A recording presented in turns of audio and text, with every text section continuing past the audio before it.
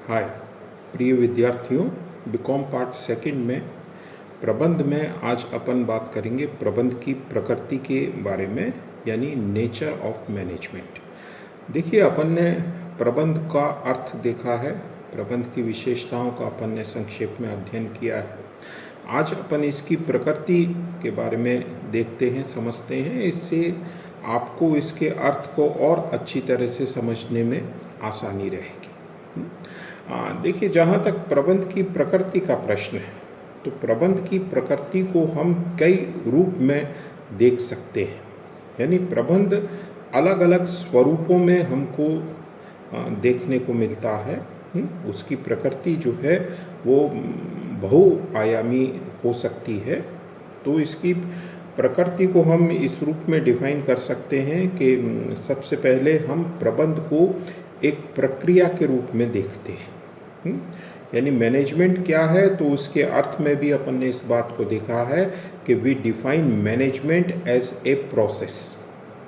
जब हम प्रबंध को एक प्रक्रिया के रूप में परिभाषित करते हैं, तो इसका सीधा सा मतलब हमारा यही होता है कि हम ये कह रहे हैं कि प्रबंध में कुछ निश्चित कार्य हैं और उन कार्यों को एक निश्चित चरणबद्ध तरीके से संपन्न किया जाता है और उसके माध्यम से संस्था अपने निर्धारित लक्ष्यों को प्राप्त करती है।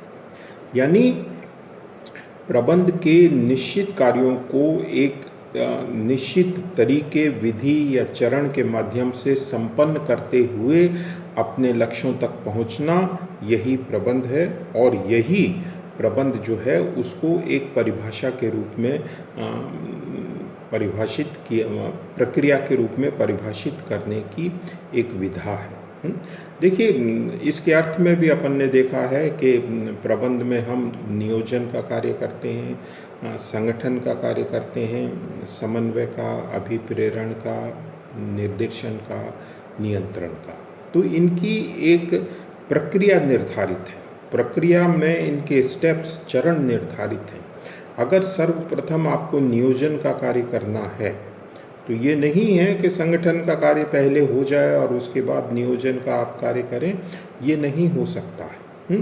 तो पहले आप नियोजन का ही कार्य करेंगे, उसके पश्चात नियोजन के आधार पर संगठन का निर्माण किया जाता है। और नियंत्रण का कार्य अगर अंतिम कार्य है, तो उसको आप उस सीढ़ी से पहले या उस क्रम से पहले बीच में नहीं कर सकते। तो इसलिए चूंकि प्रबंध के निश्चित कार्य हैं, उनके चरण निर्धारित हैं, तो इसलिए प्रबंध को हम एक प्रक्रिया के रूप में, प्रोसेस के रूप में भी डिफाइन करते हैं। दूसरी प्रबंध की प्रकृति ये है कि कुछ व्यक्ति जो हैं वो प्रबंध को जन्मजात एक कला के रूप में स्वीकार करते हैं और कुछ व्यक्ति जो हैं वो प्रबंध को एक अर्जित ज्ञान के रूप में स्वीकार करते हैं। यानी कुछ व्यक्ति जो प्रबंध को ये मानते हैं कि ये जन्मजात होता है। जन्मजात से मतलब ये है कि किसी व्यक्ति में कुछ ऐसे गुण जो एक प्रबंधक के लिए जरूरी हैं, वो बाय बर्थ उसको प्राप्त होते हैं और उन्हीं गुणों के कारण वो आगे चलकर एक अच्छा प्रबंधक बनता है। यानी जैसे कुछ व्यक्ति जो हैं वो जन्म से ही रिस्क लेने में, साहस का कार्य करने में घबराते नहीं हैं, तो वही व्यक्ति आगे चलकर एंटरप्रेन्योर बनता है, साहसी बनता है और अच्छा प्रबंधक साबित हो सकता है। इसी तरह से किसी व्यक्ति में लीडरशिप की क्वालिटी है, वो जन्म से ही होती है। ऐसा नहीं है कि वो बाद में डेवलप हो सके। तो इसी तरह से प्रबंध करने की दृष्टि से जो भी जरूरी आवश्यक बातें हैं, वो व्यक्ति बाय बर्थ उनको एक्वायर करता है, प्राप्त करता है और वही आगे चलकर एक अच्छा प्रबंधक बनता है। इसीलिए ये विचारधारा ये मानकर चलती है कि जो व्यक्ति बिजनेसमैन की फैमिली में पैदा होता है, तो उसको घर में जैसा माहौल मिल रहा है, उसी से वो धीरे धीरे एक अच्छा प्रबंधक बन जाता है। दूसरी ओर अन्य विचारधारा ये मानती है कि प्रबंध जो है वो एक अर्जित प्रतिभा है। अर्जित प्रतिभा से मतलब ये है कि आपका चाहे बैकग्राउंड नहीं हो, आपकी पृष्ठभूमि नहीं हो, उसके बावजूद आप अच्छे प्रबंधक बन सकते हैं। आज बाजार में ऐसी बहुत सी संस्थाएं हैं, शिक्षण संस्थाएं हैं जो पेशेवर प्रबंध के रूप में हमको ज्ञान देती हैं, डिग्रियां प्रदान करती हैं। प्रबंध की क्या बारीकियां हैं वो हमें सिखाने समझाने का कार्य करती हैं। तो ऐसा नहीं है कि अगर आपका बैकग्राउंड नहीं है तो आप प्रबंधक नहीं बन सकते हैं, बल्कि अब परिस्थितियां बदल गई हैं और आप प्रबंध का ज्ञान जो है वो अर्जित भी कर सकते हैं और उसके माध्यम से अच्छे प्रबंधक बन सकते हैं।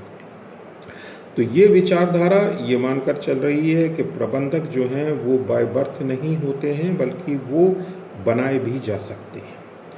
तो बाय बर्थ जो है ये एक तरह से ट्रेडिशनल अप्रोच है, और अर्जित एक्वायर ये जो है ये मॉडर्न अप्रोच।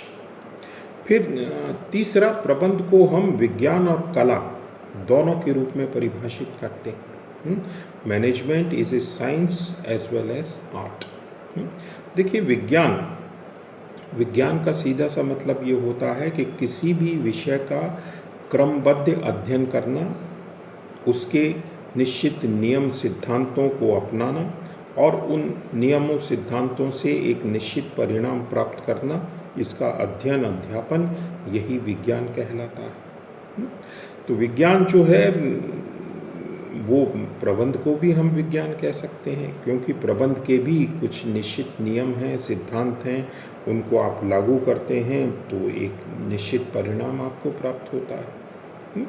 लेकिन विज्ञान को यदि आप और आगे देखें तो विज्ञान जो है वो दो तरह का है। एक तो है प्योर साइंस। प्योर साइंस जैसे अपन देखते हैं फिजिक्स है, केमिस्ट्री है, प्योर साइंस है जहाँ पर नियम ही सब कुछ है, सिद्धांत ही सब कुछ है, उसमें कोई परिवर्तन हेर फेर की गुंजाइश संभावना नहीं। एक दूसरा होता है अप्लाइड साइंस, जिसको अपन बोलते हैं। अप्लाइड साइंस का मतलब यह है कि नियम सिद्धांत तो हैं, लेकिन वो इतने रिजिड कठोर नहीं हैं जितने कि प्योर साइंस के होते हैं। तो इसलिए प्रबंध को हम अप्लाइड साइंस के रूप में स्वीकार करते हैं, यानी विज्ञान तो है लेकिन ये अप्लाइड साइंस है। अप्लाइड साइंस इसलिए है क्योंकि प्रबंध के सिद्धांत जो हैं वो मानव से संबंधित हैं, व्यक्ति से संबंधित हैं, और व्यक्ति जो है वो काल, परिस्थिति, स्थान, इन सब के आधार पर एक दूसरे से भिन्न होता है। तो इसलिए सिद्धांत, नियम जो हैं वो भी परिवर्तित हो जाते हैं, बदल जाते हैं। यानी इसका मतलब ये हुआ कि हिंदुस्तान में जो आप प्रबंध के सिद्धांत लागू करते हैं, बिल्कुल वही सिद्धांतों से आप दुनिया के दूसरे मुल्क, जापान में मैनेजमेंट करना चाहें तो वो संभव नहीं है, क्योंकि वहाँ की परिस्थितियाँ, वातावरण, ये सब कुछ यहाँ से भिन्न है। तो हम कह सकते हैं कि प्रबंध जो है वो विज्ञान है, लेकिन केवल अप्लाइड साइंस। कला की बात, तो देखिए किसी भी काम को सर्वोत्तम श्रेष्ठ तरीके से करना ही कला होता है। यानी किसी काम को करने के अनेक तरीके हैं, लेकिन आप उस काम को कितनी खूबी से, अच्छाई से, परिपक्वता से, निपुणता से, कुशलता से करते हैं, वही कला है। तो नियमों को जानना अलग चीज़ है, वो तो विज्ञान की बात है, लेकिन आप उन नियमों को कितनी कुशलता से लागू करते हैं, ये कला पक्ष है। मुझे प्रबंध के सिद्धांतों की जानकारी है, लेकिन ये कोई इस बात की गारंटी नहीं है कि मैं अच्छा प्रबंधक हूँ। लेकिन मैं उन नियमों, सिद्धांतों को परिस्थितियों के हिसाब से, वातावरण के हिसाब से, कितनी समय के हिसाब से, कितनी सही तरीके से लागू करता हूँ, कितना उनमें मैं परिवर्तन करता हूँ, संशोधन करता हूँ, सुधार करता हूँ, ये एक कला है। तो प्रबंध विज्ञान और कला दोनों का सम्मिश्रण है, दोनों का मिक्सचर है। केवल कला ही नहीं है, आपको नियमों की जानकारी भी होनी चाहिए, और केवल विज्ञान ही नहीं है कि केवल नियमों की जानकारी से आप प्रबंधक बन जाए। अर्नेस्ट डेल प्रबंध के विद्वान हैं एक, वो प्रबंध को सॉफ्ट साइंस के रूप में डिफाइन करते हैं। प्योर साइंस है और दूसरा जो है वो सॉफ्ट साइंस। फिर अगली प्रबंध की नेचर प्रकृति कि हम प्रबंध को एक पेशे के रूप में भी स्वीकार करते हैं। पेशा यानी प्रोफेशन।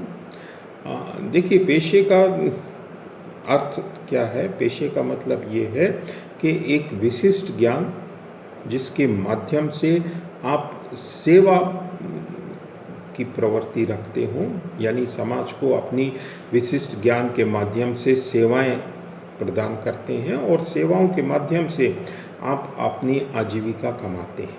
हर एक पेशे का जो है उसकी एक आचार संहिता होती है, कोड ऑफ कंडक्ट होता है। कोड ऑफ कंडक्ट आपको गाइड करता है, आपको बतलाता है कि आपको क्या करना चाहिए और क्या नहीं करना चाहिए, यानी वो एक तरह से आप पर अंकुश लगाता है कि ये कार्य आप कर सकते हैं। पेशा आपको इसकी अनुमति इजाज़त देता है और पेशा आपको इसकी अनुमति इजाज़त नहीं देता।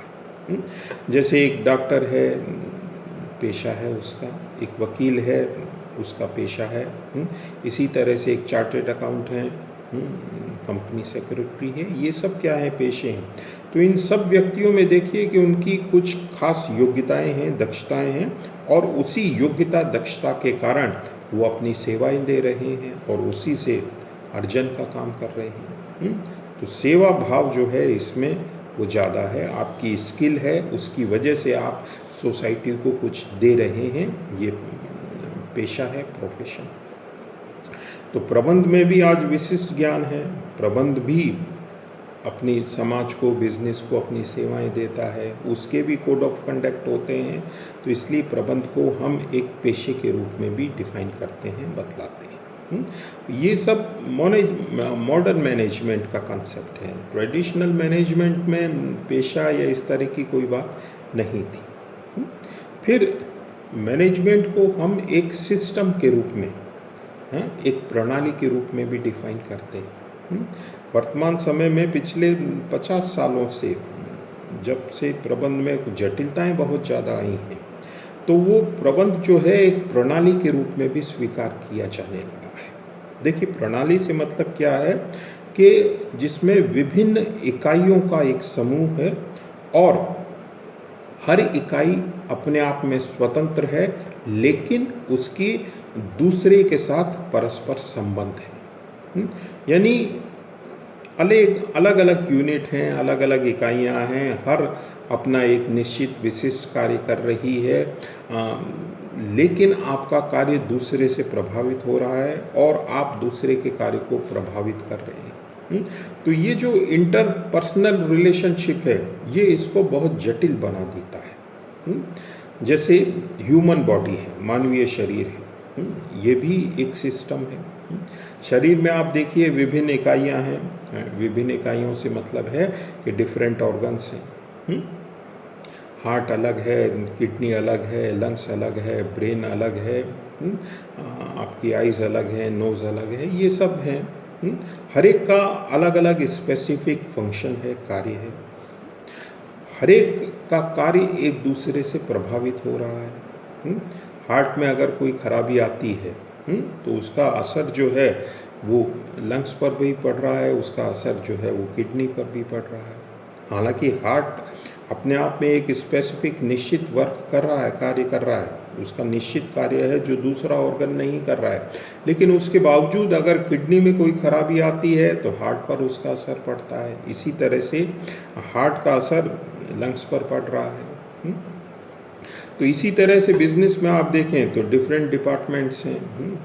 परचेज डिपार्टमेंट है, सेल्स डिपार्टमेंट है, मार्केटिंग है, पर्सनल है, प्रोडक्शन है।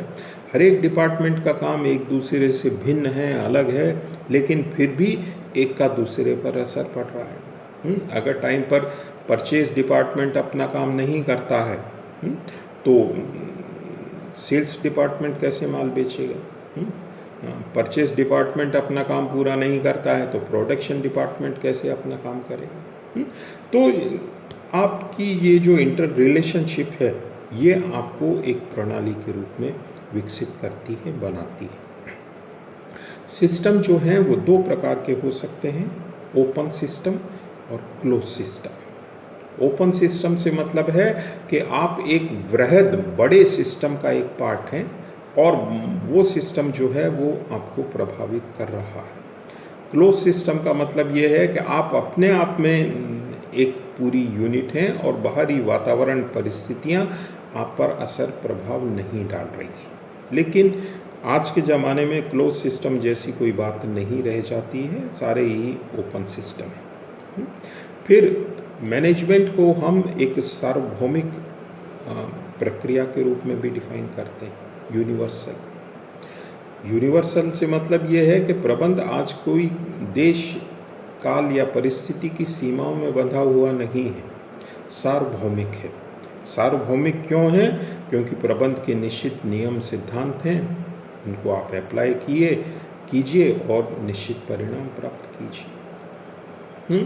तो मैनेजमेंट जो है वो लोकल नहीं है, यूनिवर्सल है।